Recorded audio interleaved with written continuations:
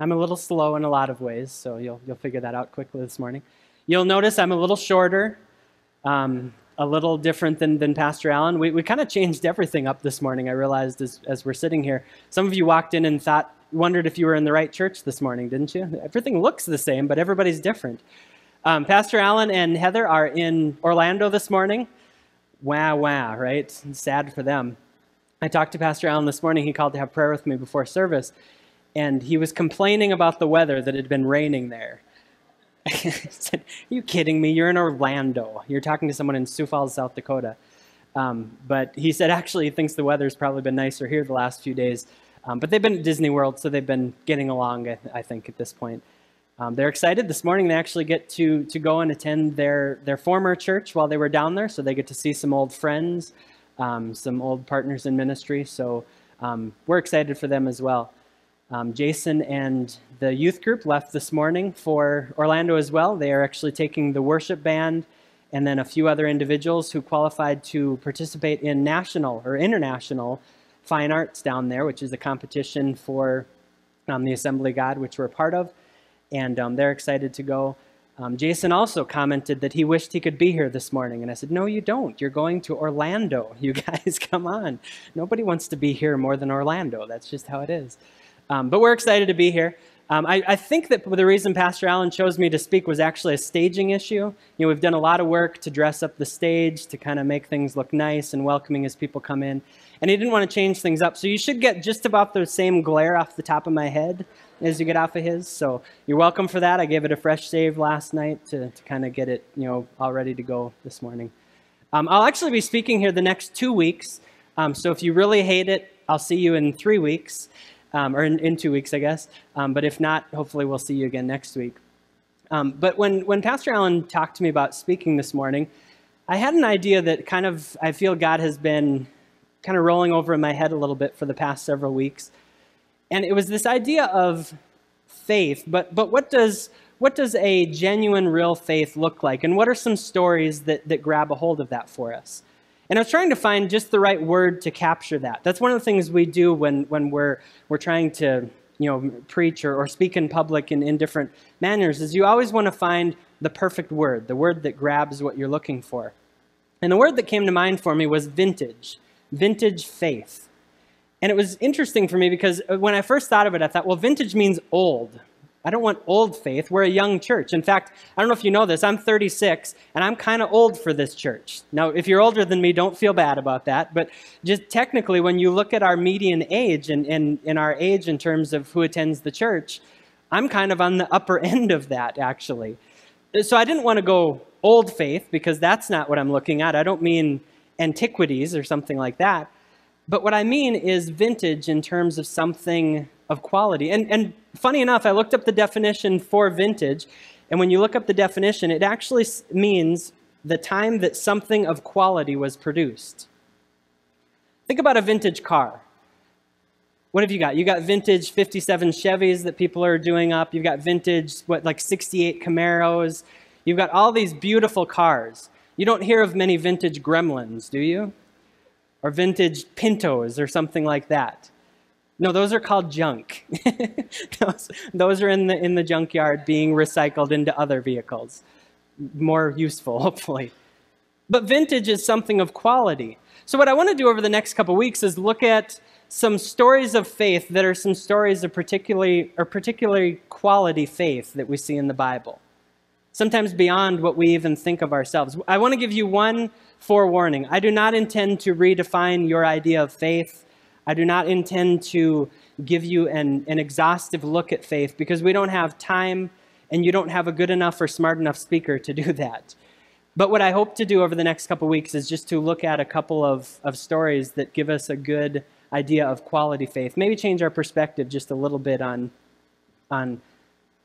faith itself, and hopefully open up your eyes to the great adventure that life with God, life with faith in God, really is. Right now I'm preparing for our next series in the link on Wednesday nights. I'll do a quick commercial. If you don't currently come, my wife Jess and I lead the link here on Wednesday nights at Crosswalk, 6:30. Is that right? 6:30. Yeah. Wow, I don't even know when I show up on Wednesday nights. 6:30 p.m. Wednesday nights. It's a small group discussion kind of format.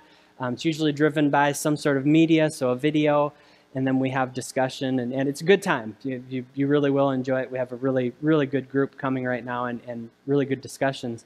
But we're preparing for our next series, and our next series is going to be from a book by a guy named Bob Goff. Bob is interesting because most of the books we use are books written by pastors or ministers in some realm. He's a minister in a sense, but he's not a pastor. He's actually a lawyer. You'll get to hear all of his story if you come. Yes, a lawyer, Suzanne, yes. I see arms waving in back. But he is a lawyer, and you'll get to hear his stories as we go through the series if you come on Wednesday nights. But he's kind of an interesting guy who just has story after story. Have you ever met one of these guys who they just have so many stories to share, and you wonder, where do you go and how do you happen on to all these cool adventures? And he shares these stories. Well, in this book, Love Does, he shares the story of a young man. And this young man is actually walking by Bob's house one day. Now, Bob kind of prefaces this by talking about how he likes to go out, and his wife and him will sit out on the porch on his house. And as people walk by, they'll just politely wave. And as people walk by, they'll wave. And they like to do this. So they're sitting out there one day, and this young man walks by, and he kind of waves at him, and the young man stops and he waves, and he just stands there and he keeps waving, and Bob sits there and he keeps waving, and they just kind of keep waving back and forth. And Bob says it gets kind of awkward at some point, so he finally decides he's going to get up, he's going to go to his fence and say hi and see if the young man needs something. He walks up to the fence. The guy says hi to him, shakes his hand, really excited that he came to say hi, and Bob says, is there something I can help you with? And the young man kind of stutters over his words, and he says, well, I kind of was hoping that maybe you'd let me propose to my girlfriend in your backyard. Well, Bob's kind of taken back by it, like, well, that's a weird request. Who walks up to somebody they've never met before and says, hey, can I use your backyard to propose, to pop the question to my girlfriend? But Bob can see. He says, you know what, I can see this guy's got it bad for this girl. I want to help him out. So he says, sure, why not? Come use my backyard. Well, over the weeks and days and months that proceed up to the actual moment where he's going to ask the question, this young man keeps walking by Bob's house, and every time he comes by, he's got a new idea, something else he wants to do. And before long, they're going to dance on Bob's front porch. They're going to have a special dance for him. Then he wants 20 of their closest friends to come in and serve up this exquisite meal for them. Then he says, hey, you don't happen to have a boat, do you? And Bob's like, well, I just do happen to have a boat. He said, well, would you mind taking us out on your boat? And when we get out into the middle of the water, you cut the engine, and right at that time, I can ask the question? And Bob's like, sure, why not? We've come this far. I can take you out on my boat. What's the big deal? So they get this all planned. Well, what the boy doesn't know, or the young man doesn't know, is that Bob actually goes with his own plan to add just a little bit to it. He goes and he contacts the Coast Guard. He gets the Coast Guard to meet him out in the middle of the water. And at the time where he pops the question, the girl says yes. She does say yes, so that's a good ending. She says yes, and they set off their water cannons, and it's like a water fireworks show for him as it all goes off. Well, I had to laugh because this guy had never met Bob Goff before. He'd never met him. He just walked by his house one day. Now, I don't know if maybe he'd been scoping out and this was the perfect location or what he was thinking, but he had the gall to walk up to him and ask such a huge question of him. I remember when I proposed to my wife. Jess is sitting here in the front row. Her and I have been married 9.5 years. I mean, I know it's 9, but I was thinking months in there. But I remember when I proposed to her, I was working as a youth pastor at the time, and she was helping me in the different activities, helping out everything that a youth pastor does. And at one night, I asked her to come help me clean up the youth room. Our situation was kind of an unusual one. Our church rented mall space, so we had 4 different store spaces in a mall that we met in, and some of those spaces we had to set up and tear down for different things that was going on inside of them at different parts of the week. So this was what we were doing at this point, was tearing it down so we could get it ready for a different part of the church. And so I invited her up to do that. Now, that wasn't uncommon. Ladies, single ladies, if you ever date a youth pastor, realize one of your relationship duties, if you want to call it, is just to clean up. There's a lot of cleanup involved in being a youth minister. And so we're cleaning up that night, and I told her, I said, I've got this video clip that I'm thinking about using that I'd really like you to watch, and I'd really like you to tell me if you think it's a good one, if I've done it right. Well, little did she know, what I had actually done is I had spliced together a video clip from different clips from the first movie we ever went to on a date. Shall We Dance is actually the name of the movie. Richard Gere, so I didn't stand a chance, but she liked Richard Gere, so it worked out well for me, I guess, in terms of that. But I spliced together clips of this video, I put it up on the screen, push play, and she's cleaning, and all of a sudden she realizes this isn't a video for youth group, this is something different. So she sits down, I find a strategically hidden rose, I grab the ring out of my pocket, and as the video cuts out, I'm down on one knee in front of her with ring and rose in hand. Now I can tell you that I didn't get any public services to come. I didn't call the fire department to hose us down or anything like that at that point. So I wasn't quite as bold as the young man in the story. But I can tell you that at that moment, I was just thinking about the moment. I wasn't thinking about that she might say no. I got to tell you, part of the reason I'm asking the question is, I know me, I know her, and I know she's way out of my league. So I better hurry up and ask the question before she figures out she's way out of my league, right? So I asked the question. Spoiler alert, she says yes. She's sitting here today. Pretty obvious. But just like the young man in the story, I can relate to his attitude. Because both of us were never thinking about, what if she says no? What's my backup plan? I texted Alan this morning about a half hour before service was going to start, and I said, really not feeling very well this morning. Do you have a plan B? And he texted back and he said, ha ha. And I was like, just kidding, I'm fine, everything. But sometimes we go into things with plan Bs, right? We go in with kind of an out plan of how we can escape the situation. I had no out plan. This young man sitting on a boat in the middle of a lake had no out plan. There was no plan B. And I was thinking about that because what I was thinking about was how to make this moment as perfect as possible for her.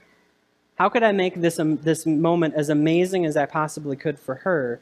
Because in her I had found something beyond my wildest imagination. I'd found love. But what I was really expressing in that moment wasn't just love, but it was in kind of an exact form or a specific form of love. I was expressing a deep level of trust. Love requires that, right? To be in love, you have to be vulnerable. You kind of have to put yourself out there a little bit and realize that you could end up looking like a total dork. You could end up being really embarrassed in this. But I wasn't even thinking about that. When you look up the word faith in the dictionary, you see a few different meanings. First of all, you see an allegiance to duty or a person. 2, you see a firm belief in something for which there is no proof or complete trust. 3rd, you see something that is believed especially with strong conviction or a system of religious beliefs. So how in the world can these 2 love stories, if you want to call them that, fit in with the idea of faith? These seem so academic, these definitions. But yet if you look at that second one, what you really see is complete trust in something for which there is no proof. Isn't that kind of those 2 proposal stories? Complete trust, putting yourself out there to a point that you are ready to be completely embarrassed, and it's something that you really don't absolutely know how it's going to turn out. Now you have a pretty good feeling, hopefully, but it's complete trust in something that you're just not absolutely sure is true. Trust is a relational characteristic.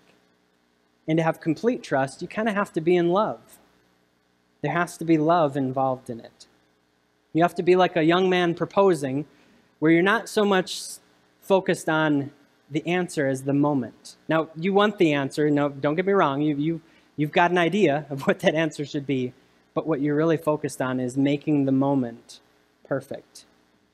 And just like a young man in love holds nothing back, in love, trust in love knows no boundaries. Faith is trust in love. So if faith is trust and love, what does that look like? Hebrews 11 gives us a little bit of a picture. Hebrews 11:1. Hebrews 11 is kind of one of the most famous passages for faith in the entire Bible. And it opens up just by saying faith. Now faith is the assurance of things hoped for, the conviction of things not seen. Things hoped for, things not seen. That sounds a lot like a guy about to propose. He's pretty hopeful how things are going to turn out. He's got an idea of where he wants things to go. He wouldn't be putting himself through all the nerves and all the tension that he's feeling in that moment. But he can't really see it. He's just trusting that he knows what's going to happen. One of my professors, if you don't know, I'm a student at Sioux Falls Seminary, and one of my professors there, Dr. Rainbow, is the New Testament professor, and he likes to use an illustration for looking at the difference between a cynic and someone who can accept things as they are. And he says a cynic is somebody who walks into a room, say you're going to a party or something, he's being introduced to a person, shakes their hand, and that person says, "My name is Bob," and the cynic says, "Prove it." Now, would you ever do that? Would you ever say, "Prove it," when somebody first introduces themselves? Of course not, right? We trust that they're not making up a name at that point. Now, if you do that, you're a jerk, and stop doing that, because that's horrible. But that's kind of the difference. Well, being in love is like the opposite of being a cynic, right?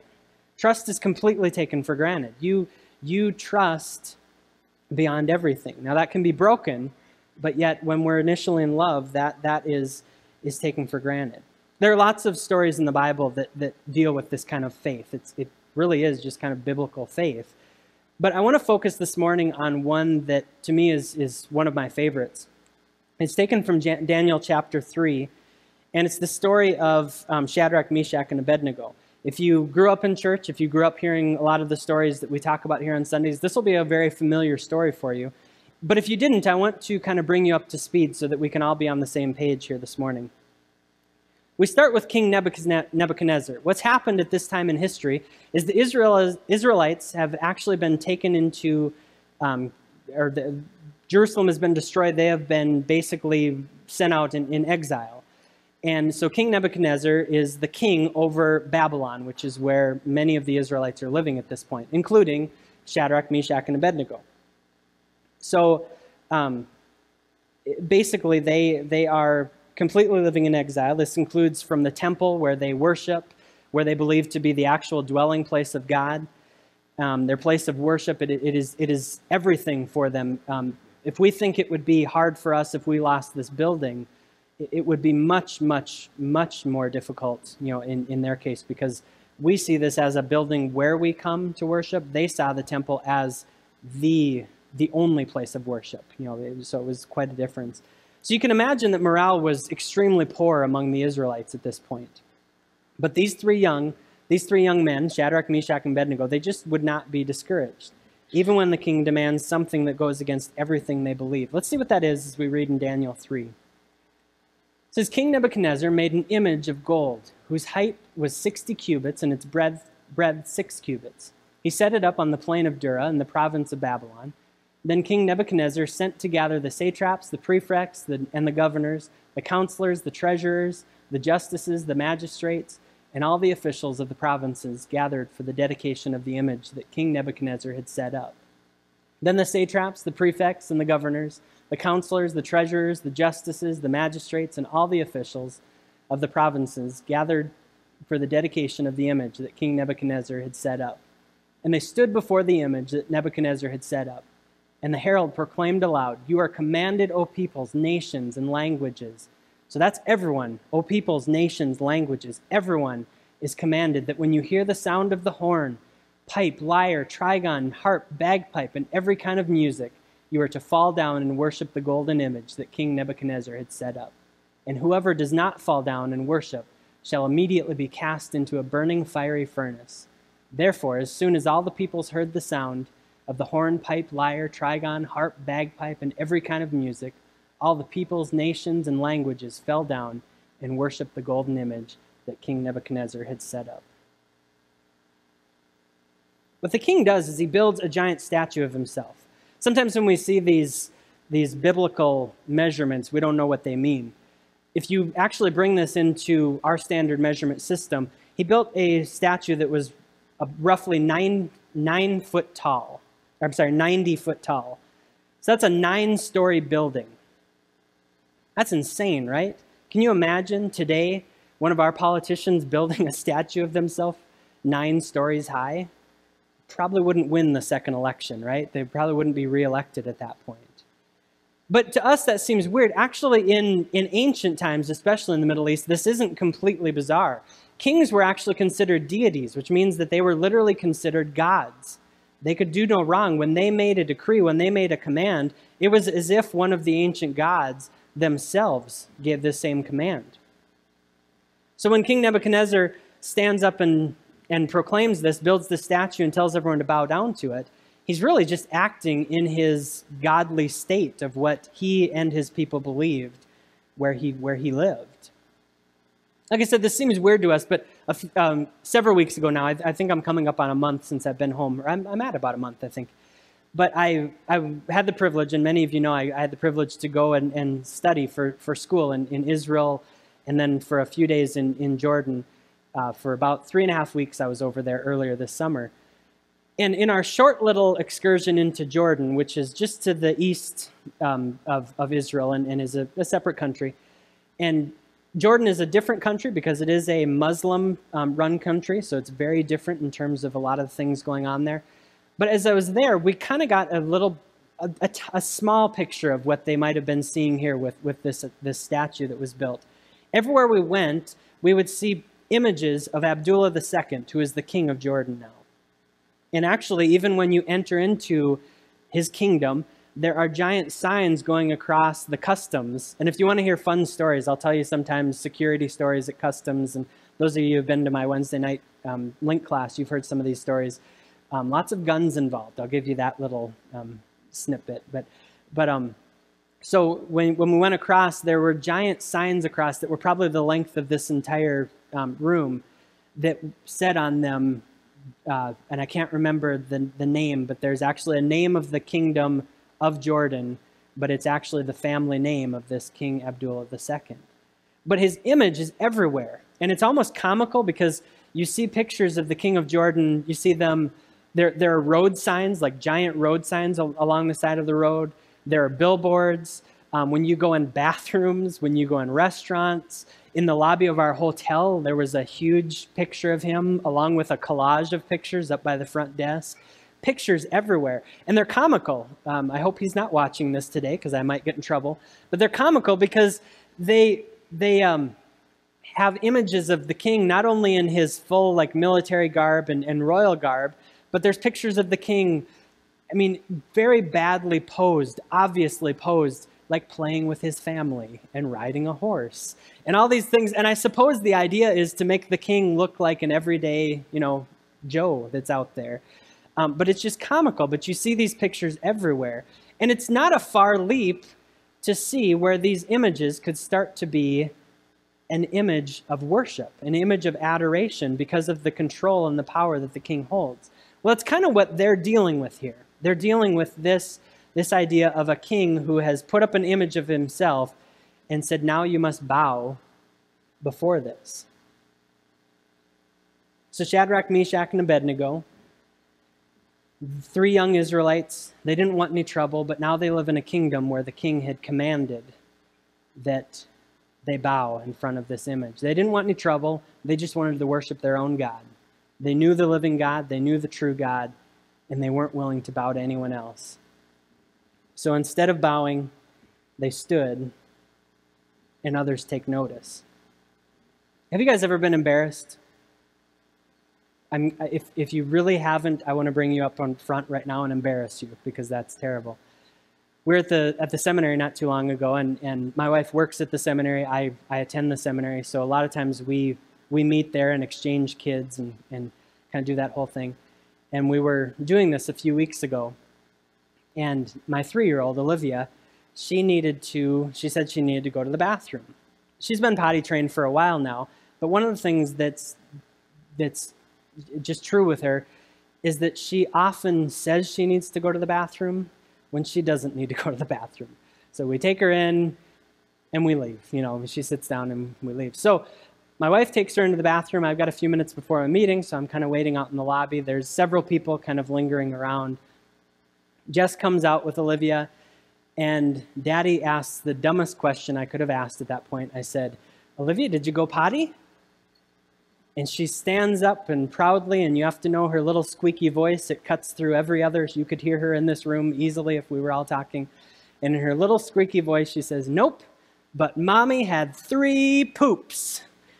As loud as she possibly could. My wife turns about 8 different shades of red and runs out the door. No, she didn't actually do that.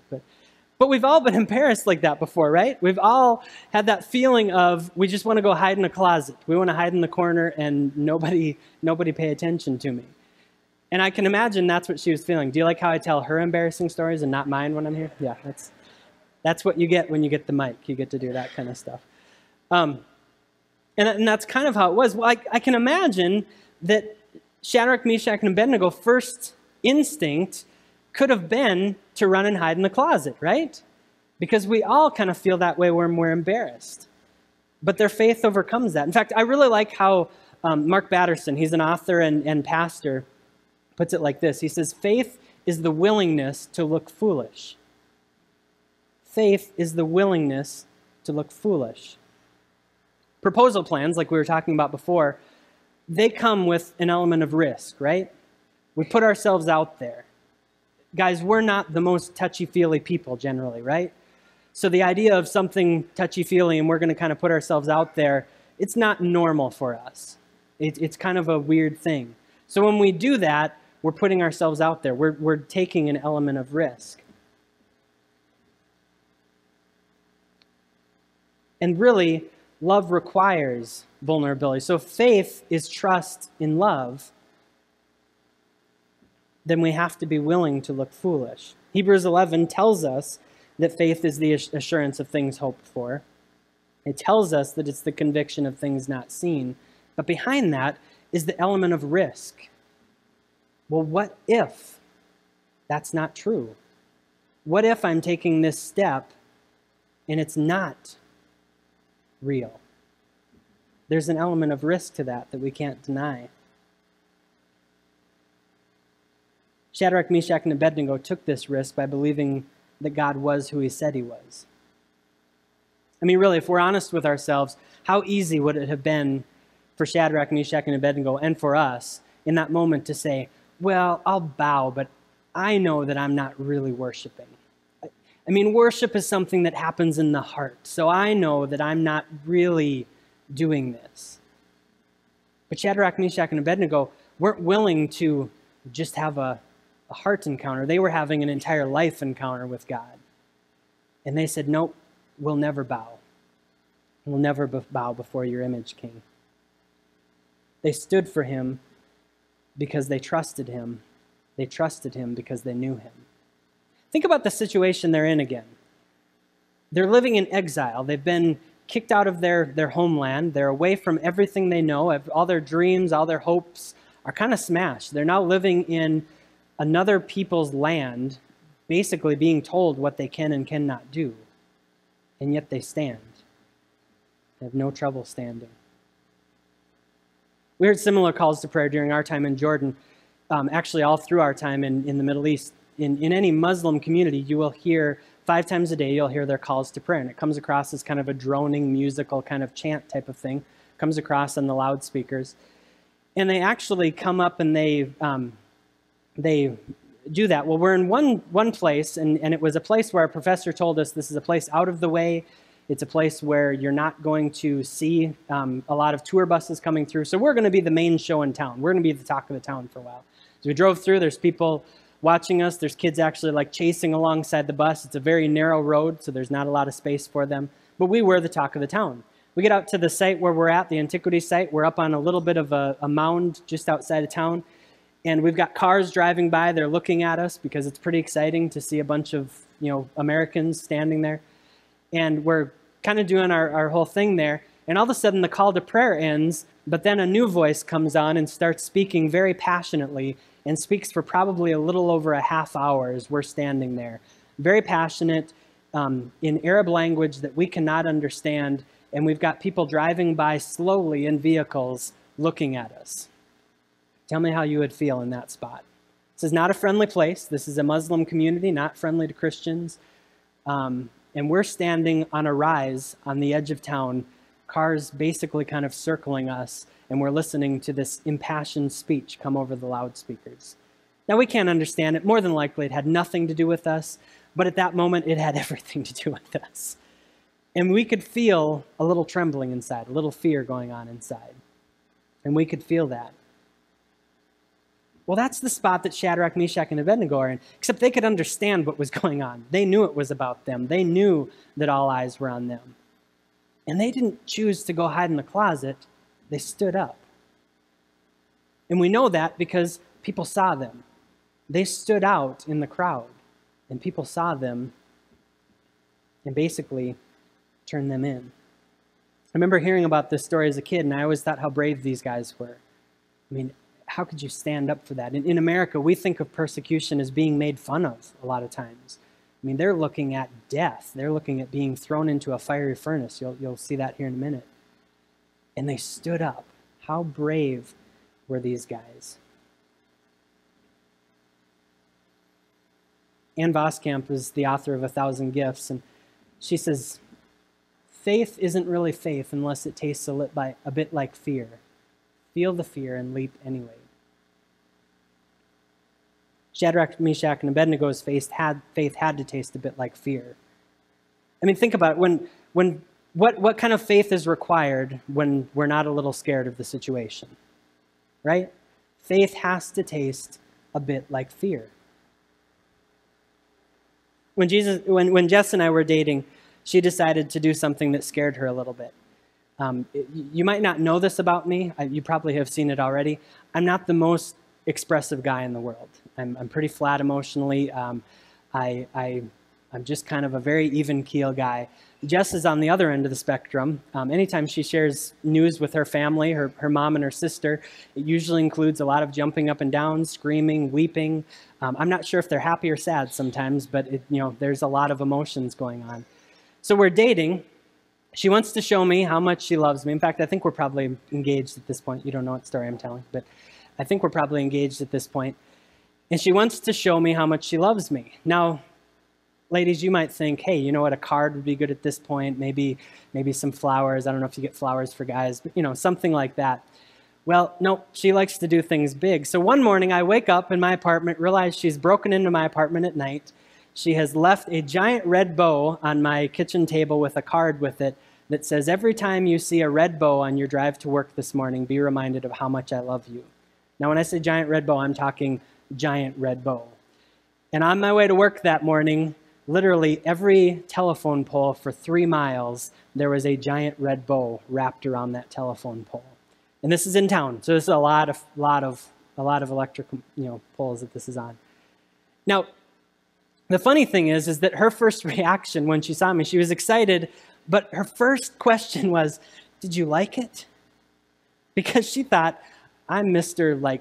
emotionally deficient, person. And she's like, did I overdo it? Did I freak you out? Are you gone? Kind of thing. And I was like, no, I love it. This is so cool. And literally, as I drove to work, I was reminded over and over and over again.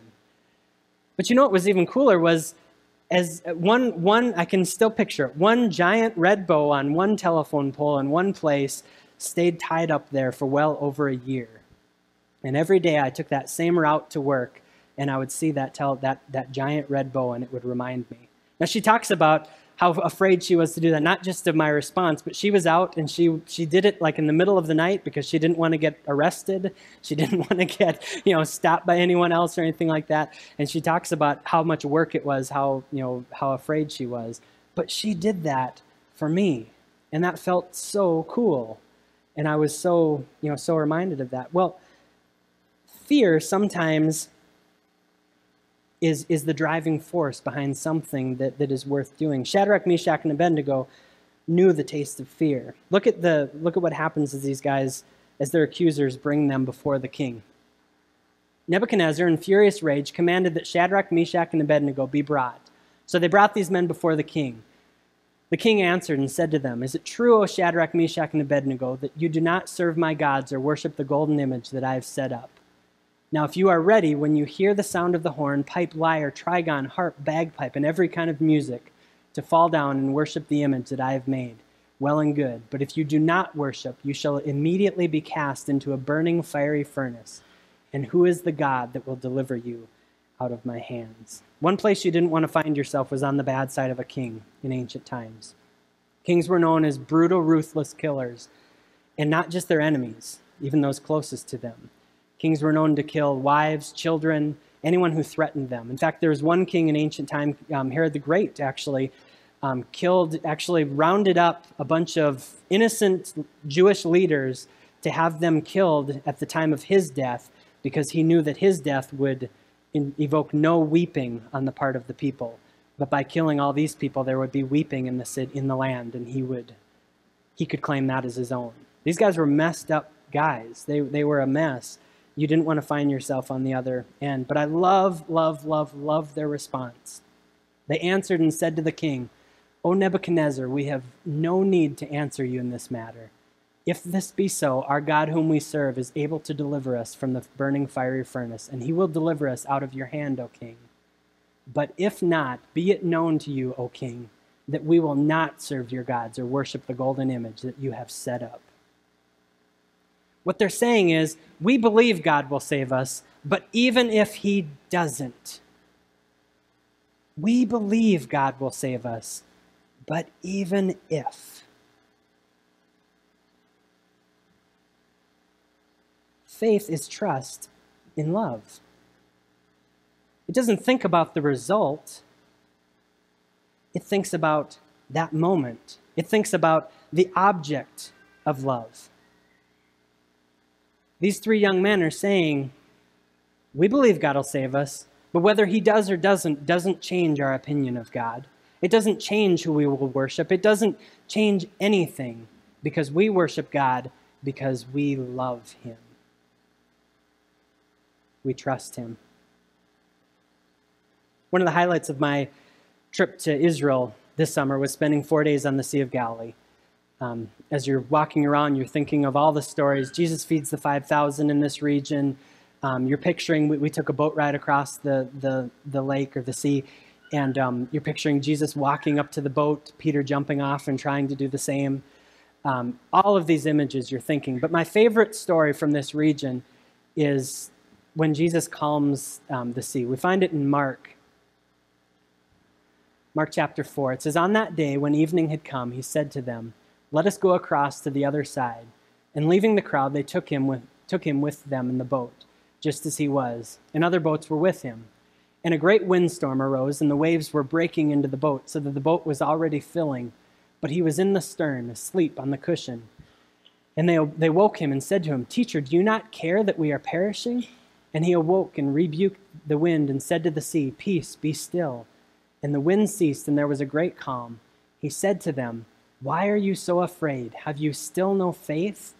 And they were filled with great fear and said to one another, 'Who then is this, that even the wind and the sea obey him?'" While we were at the Sea of Galilee, we didn't get to see this, but they say on one side of the sea, there's actually signs along the parking lot, and they actually warn, I was looking for the exact wording, but they basically just warn that giant waves will come up over your car if you're parked there. So they kind of warn you on that. But I think that the storm is actually not the theme of this story. I think when we look at that, we can think the big storm. I mean, that's the theme of the story. Obviously, then we think the miracle is the theme of the story, right? I mean, Jesus stands up, peace be still, everything calms down. The disciples freak out and say, "Holy cow, even the wind and the waves listen to this guy. Who is this?" But I gotta be honest, I don't even think that's the theme of the story. I think the theme of the story is Jesus' words to the disciples. He says, "Why are you so afraid? Have you still no faith?" The original Greek word for faith is pistis, which actually can be translated to either faith or trust, faith, belief, or trust. And I think, in a sense, what Jesus is saying is, hey, guys, don't you trust me? And doesn't that sound a lot more relational than this lofty idea that we put on faith sometimes? Sometimes we put these lofty ideas on words of faith or words of religion, maybe, and faith being one of them.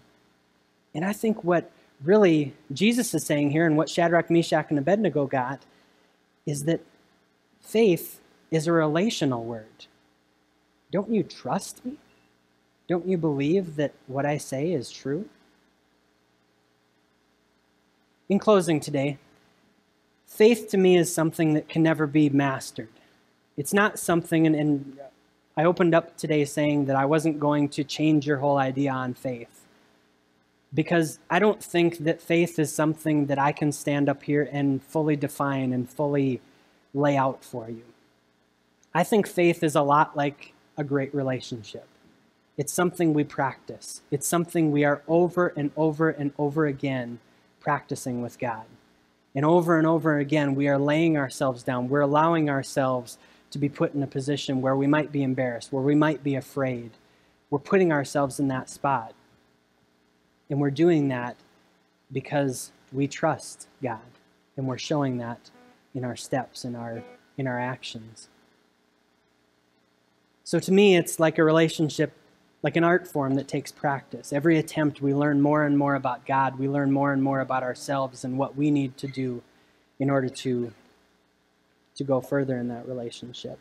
You guys can go ahead and start playing whenever you're ready.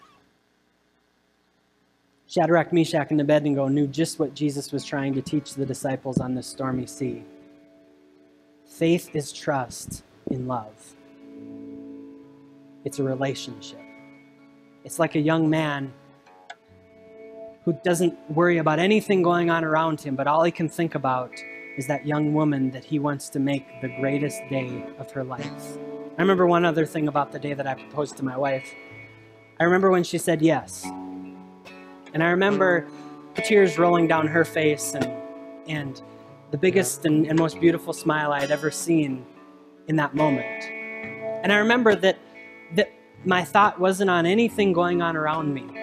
I can tell you that the youth room wasn't going to get cleaned up in that moment anymore. We'd come back and get it later.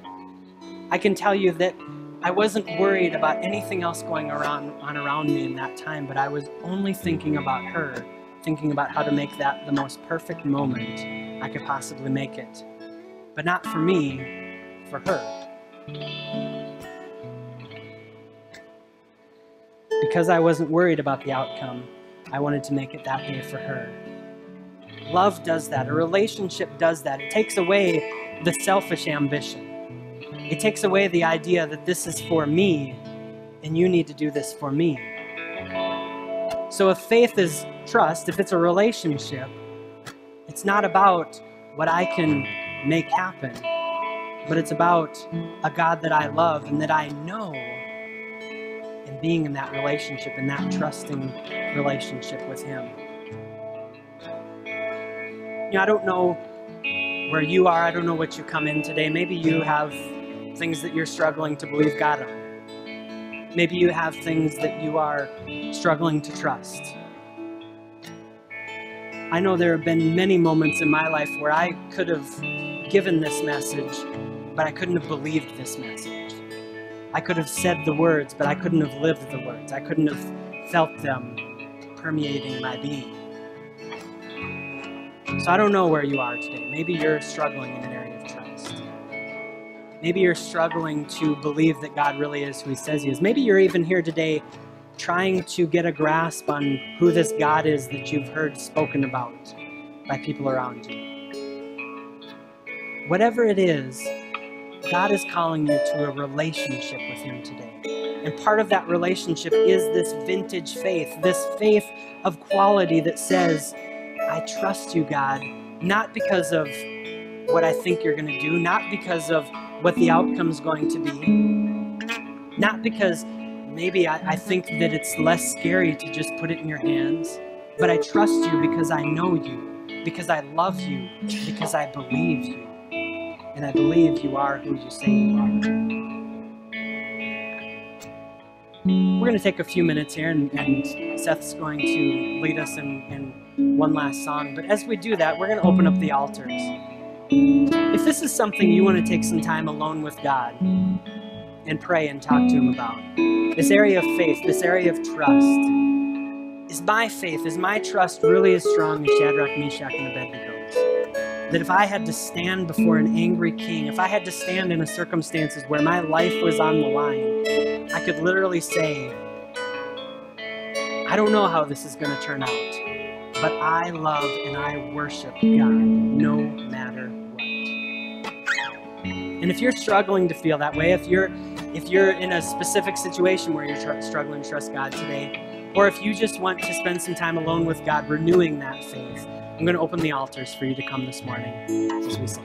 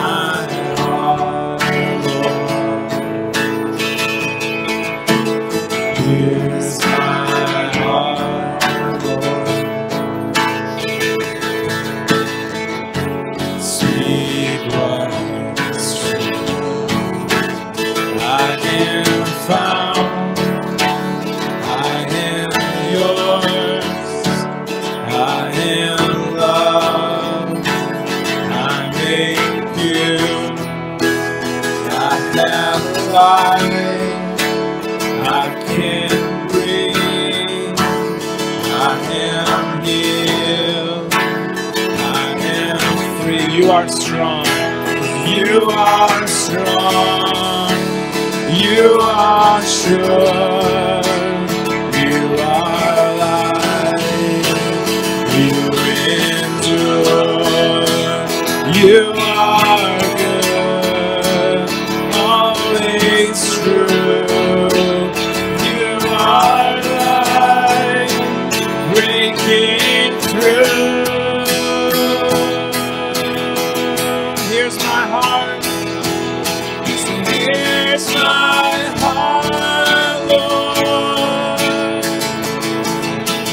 Here's my heart, Lord. Here's my heart, Lord. Speak what is true. Here's my life. Here's my life, Lord. Here's my life, Lord. Here's my life, Lord. Speak what is true. Speak what is true. And speak what is true. Speak what is true. Speak what is true. Here's my life. So here's my life, Lord. We give it to you this morning. Oh, here's my life, Lord. Give it all to you, Jesus. Here's my life, Lord.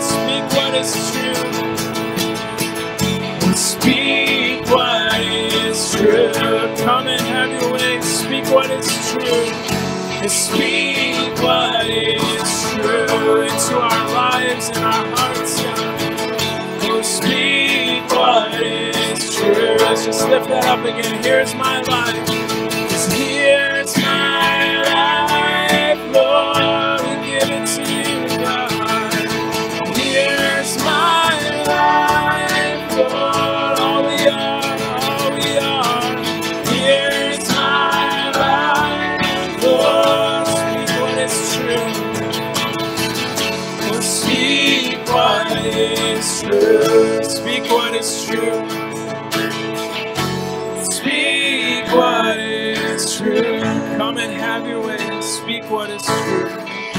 Speak what is true.